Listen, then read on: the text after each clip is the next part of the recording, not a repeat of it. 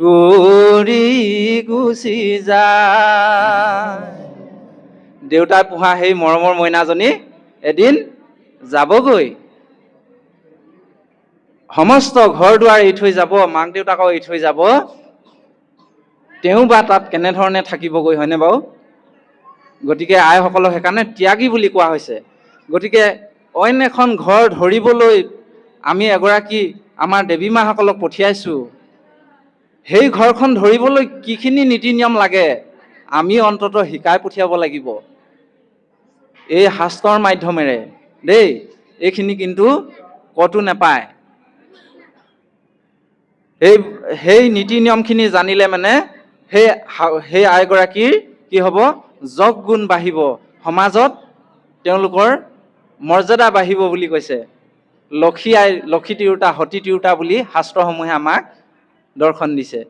নহ'লে কিন্তু আমি পিছত কান্দিব লাগিব দেই। হৰি নাজিলিকে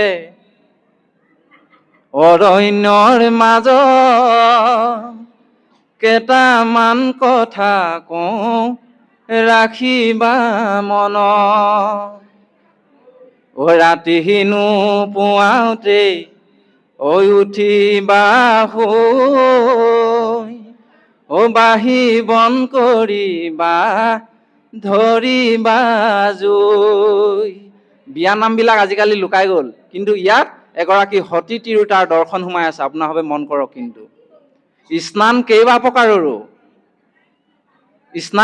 কেইবা প্ৰকাৰৰো আছে। গতিকে যিগৰাকী আয়ে ৰজু স্নান কৰিব, অৰ্থাৎ বেলি ওলোৱাৰ পিছত 8টা বজাৰ পিছত যিগৰাকী আয়ে স্নান কৰি বাপজনক সিদ্ধ প্ৰসাদ খুৱাব, পৰিয়ালটোক সিদ্ধ প্ৰসাদ খুৱাব, সেই স্নানটো কি বুলি কৈছে জানেনে? ৰাক্ষস স্নান, অসুৰ স্নান। সেই স্নানৰ পৰা আপোনাৰ মোৰ আধ্যাত্মিক জ্ঞান উপলব্ধি নহয়। সেইকাৰণে কৈছে পুৱাতে উঠিবলৈ কৈছে। আনিব লাগিব দূৰণিৰ পানী। দূৰৰ পৰা আজিকালি বাৰু বন্ধ হ'ল। এইটো লাইন বাৰু কাটি দিলো, এইটো বাৰু গুচি গ'ল, হয়নে বাৰু? তাৰ পিছৰ লাইনটোত কি বুলি কৈছে?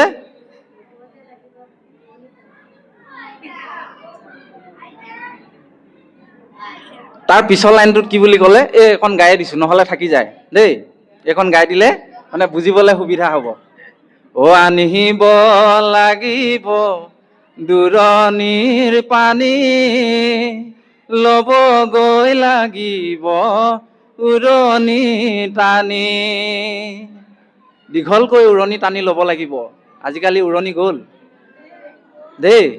এই কলগছজোপাৰ কলডিলটোৱেও মানে উৰণি এখন লৈ পেলাইহে জন্ম হয়, কিন্তু আজিকালি উৰণি গ'ল, নাই। তাৰপিছত শেষত গৈ কি বুলি ক'লেগে? কৰিব লাগিব ঘৰখনৰ কাম, ৰাখিব লাগিব বংশৰ মান। এগৰাকী আইৰ হাতত বংশৰ মান মৰ্যাদা সোমাই থাকে। আপোনালোকে মনত ৰাখক এই কথাটো। এগৰাকী আয়ে আপোনাৰ মোৰ বংশ হয়তো ভৱিষ্যতো উজ্জ্বল কৰিবও পাৰে, হয়তো অধোগতিও নিয়াব পাৰে। এই শক্তিকণ কিন্তু আইসকলৰ হাতত আছে। তাৰ পিছৰ লাইনটোত কি বুলি ক'লে? শহুৰ পুজিবা ঈশ্বৰৰ দৰে, তেহে হবে তোমাক মৰম স্নেহ কৰে। তেতিয়া কি কৰিব? মাক দেউতাকক যেতিয়া নিজৰ বুলি ভাবিব, মোৰে মা দেউতা এই বুলি যেতিয়া ভাবিবলৈ ল'ব এগৰাকী আয়ে, তেতিয়া তেওঁ কি হ'ব? মাক দেউতাকে গৈ আনৰ আগত ক'বগে কি বুলি? মোৰ বোৱাৰীজনী বৰ ভাল দেহি, মই বহুত পুণ্যৰ বলতহে এনেকুৱা এগৰাকী বোৱাৰী পাইছো। চাওকচোন বাৰু। তেতিয়াহ'লে মাক দেউতাকে সেই যশ গুণ বঢ়াৰ লগে লগে সেই আইগৰাকীও যশ গুণ বৃদ্ধি হ'ব, বংশৰ উজ্জ্বলতাটো বৃদ্ধি পাব। গতিকে এগৰাকী আইৰ হাতত কিমান ডাঙৰ এটা চাবি দি থৈছে ভগৱন্তই, চাওকচোন। আমাৰ কিছুমান বাপে দুখৰ বিষয়, আপোনাৰবোৰ ইয়াত বাৰু আছে নাই নাজানো, আমাৰ গৃহৰ ওচৰত আছে একেজনমান। গৰম পানী অকণ খাই আহি আইগৰাকীৰ ওপৰত বহুত অত্যাচাৰ দিয়ে। নকৰিব, কাৰণ আইগৰাকীয়ে এটা জীৱন আপোনাৰ হ'ব, থাকিম বুলি আহিছে আপোনাৰ লগত। নিজৰ বংশ ত্যাগ কৰিছে, নিজৰ জাতিকুল ত্যাগ কৰিছে, নিজৰ গোত্ৰ ত্যাগ কৰিছে, হয়নে? নিজৰ পৰিয়ালটো ত্যাগ কৰিছে, নিজৰ গাঁওখন ত্যাগ কৰিছে, নিজৰ অঞ্চলটো ত্যাগ কৰি আপোনাৰ মোৰ লগত চিৰজীৱন থাকিম বুলি আহিছে। আপুনি অকণমান হ'লেও সন্মান কৰি চলক, নহয়নে বাৰু? স্বামী বুলি সেৱা কৰিব হয়, কিন্তু স্বামীজনৰতো কিছুমান দায়িত্ব আছে। মোৰ ভাৰ্যা বুলি কৈছে, অৰ্ধাংগিনী বুলি কৈছে, বিয়া নামত আকৌ সীতা বুলি কৈছে, হয়নে? ৰামচন্দ্ৰ বুলি কৈছে বাপজনক। তেতিয়াহ'লে এই সম্বন্ধখিনিত সিমানতে সীমাবদ্ধ আছে নেকি? নহয়। যাৰ ঘৰে অহৰ্নিশে নুগুছে কণ্ডল, তাৰ ঘৰে সুখৰ নুফুলে কমল। আই বাপে যদি কাজিয়া কৰি থাকে, সেইখন গৃহত সুখ শান্তি কেতিয়াও সৃষ্টি নহয়। গতিকে এগৰাকী আই হাতত ইমানখিনি মান মৰ্যাদা থাকে। গতিকে আমি তেনেধৰণে যদি গৃহস্থী ধৰ্মৰ কথাখিনি পালন কৰোঁ, তেতিয়াহ'লে কিন্তু আমাৰ জীয়াই থাকোঁতে অন্ততঃ শান্তি পাম আৰু মৰিলে সদ্গতি পাম। আৰু লগতে আমাৰ ল'ৰা ছোৱালীয়েও সেই দৰ্শনখিনি শিকিব পাৰিব। তেতিয়া কি কৰিব? ককাকো বোলে কৃষ্ণ বুলি কোৱা, আইতাকো বোলে কৃষ্ণ বুলি কোৱা, ডাঙৰক সন্মান কৰিব লাগে, শ্ৰদ্ধা ভক্তি কৰিব লাগে, এই সমস্ত কথাখিনি সতি সন্তানে শিকিব। আমি বহু ঠাইত অনুষ্ঠান কৰিব যাওঁ, ঈশ্বৰৰ কৃপাত, ভকতৰ কৃপাত। এতিয়া এইটো মাটি টেকেলি, এইটো ভাঙিলে মানে আমি আৰু হৰি কথা ক'বলৈ নাপাওঁ আৰু। গতিকে এইটো থকালৈকে সেইকাৰণে হৰি কথা আপোনাসৱৰ চৰণ সেৱা কৰিবৰ কাৰণে আমি আশা কৰিছোঁ। যিমান দিন ৰাখে থাকিম আৰু, নহয়নে? গতিকে আমি বিভিন্ন জেগাত যাওঁ, তাতে কি হয়, যুৱ বন্ধুসকলে কয় বোলে আমি ভাগৱত পঢ়িলে বেয়া পায়, হৰি কথা ক'লে বেয়া পায়। গতিকে আমি সেইকাৰণে যাবলৈও বেয়া পাওঁ। এইটো কথা নহয়। কাৰণ যুৱ বন্ধুসকলে আজিৰ শিশু কাইলৈ ভৱিষ্যত, হয়নে বাৰু?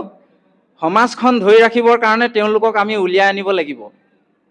আৰু তেওঁলোকক মই কওঁ, আমি কওঁ তেতিয়া, যিকেইজনে তোমাক নিন্দা কৰিছে, ধুতি পিন্ধিলে যিকেইজনে তোমাক হাঁহিছে, কান্ধত খোলটো লওঁতে যিজনে তোমাক হাঁহিছে, সেইকেইজনে তুমি যদি গুচি যোৱা, তোমাৰ মৰিশালিত তেওঁলোকে মদ খাই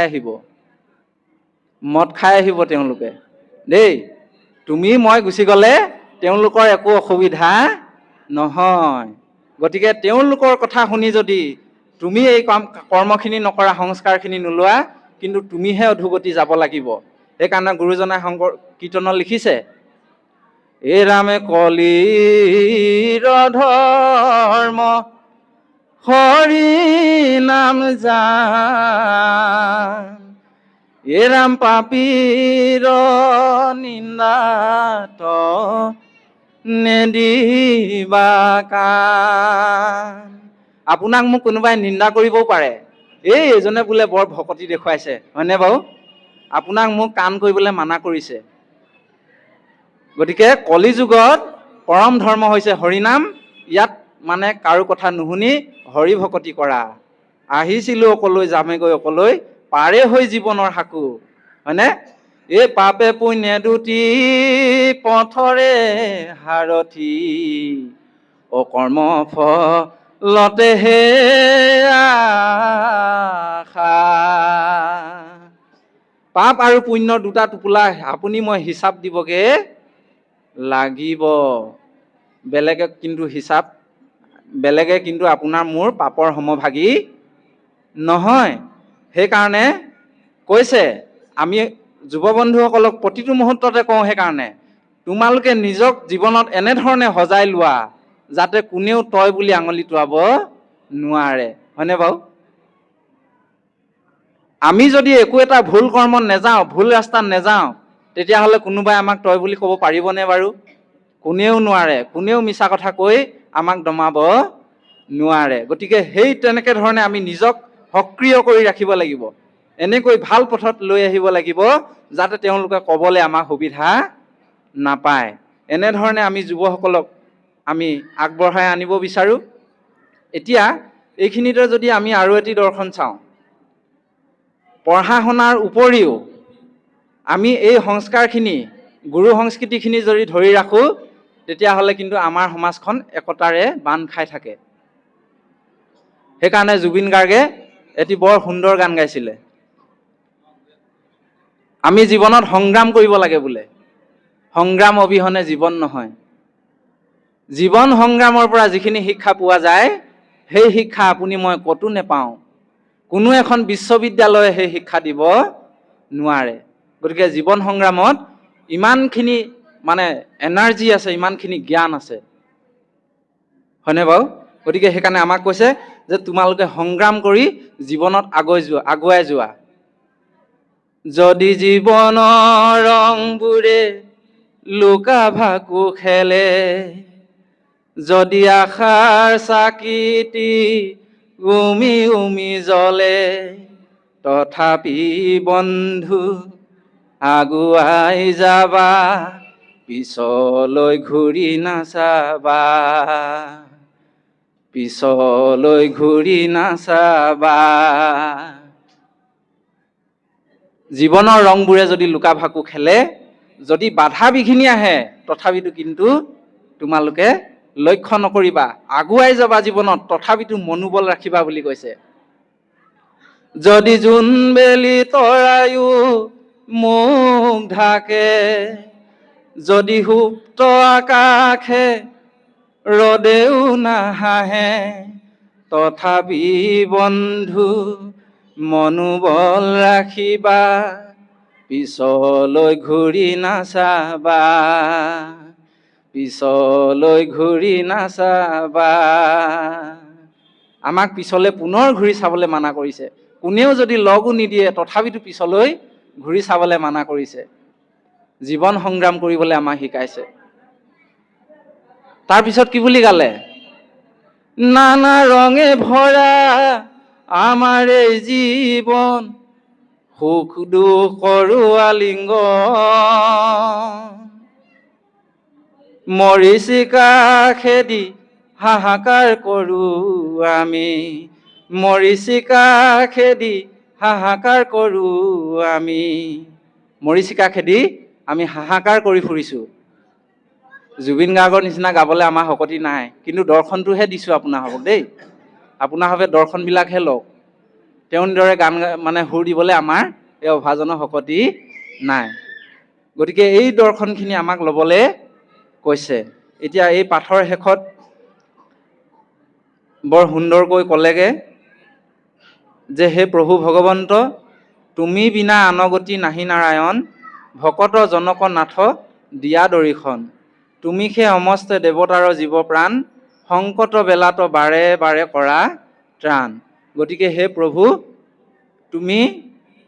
তুমিহে আমাক সকলো সময়তে উদ্ধাৰ কৰা। গতিকে পুনৰ এইবাৰো তুমিহে আমাক উদ্ধাৰ কৰিব লাগিব। এনেধৰণে দেৱতাসকলে ব্ৰহ্মাৰে সৈতে প্ৰাৰ্থনা কৰিছে। যত দুখ পাওঁ ইবাৰৰ নাই লেখা, সন্দুক দুৰ্গতি দামোদৰ দিয়া দেখা, বিস্তৰ কৰিলা তুতি আৰু সৃষ্টি কৰে, তাক নকহিলো পদ বাহুল্য পদৰে। আৰু বহুত তুতি প্ৰাৰ্থনা কৰিলে, কিন্তু এই সমস্তখিনি বিস্তৰভাৱে বৰ্ণনা কৰি চমুকৈ বৰ্ণনা কৰিছোঁ বুলি শংকৰ গুৰুজনে আমাক দৰ্শন দিছে। গতিকে এনেধৰণে আগবাঢ়িছে। তাৰ পিছত দেৱতাৰ তুতিত প্ৰভু ভগৱন্ত সন্তুষ্ট হৈ তেৰা হবৰ উদ্দেশ্যি কি কয়, এইকেইটা কথা আমি শ্ৰৱণ কৰিম। কৃষ্ণ।